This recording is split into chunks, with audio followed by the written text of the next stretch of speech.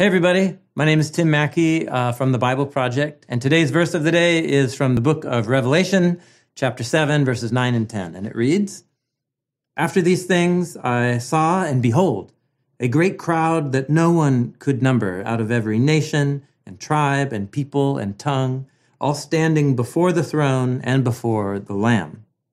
They were dressed in white robes with palm branches in their hands, crying out with a great voice, saying, 'Salvation belongs to our God who sits on the throne and also to the Lamb.'"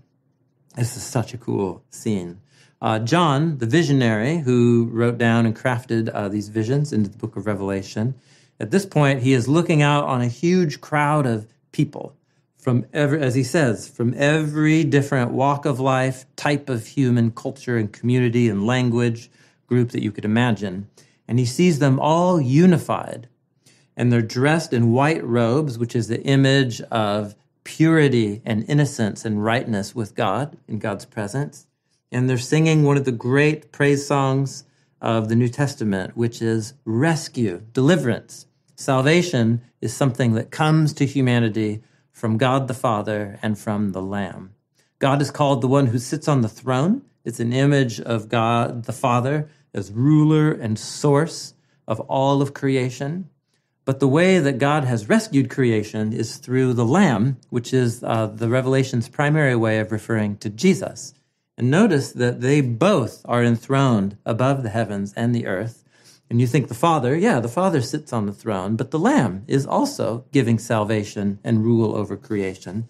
But the imagery of the Lamb is about an innocent, passive figure who surrenders and gives up power, speaking to the imagery of Jesus giving up his life so that others could have life. So you have this image of a unified humanity that's unified around the source of all life and power, but the way that God exercised his power is to give up power and to surrender his life as an act of love for others.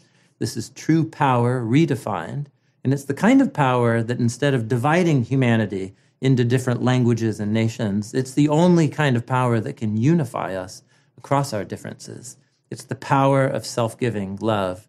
And so it's the power that rescued all of humanity. And so we sing with our neighbors and brothers and sisters across the whole planet, "Salvation belongs to our God and to the Lamb."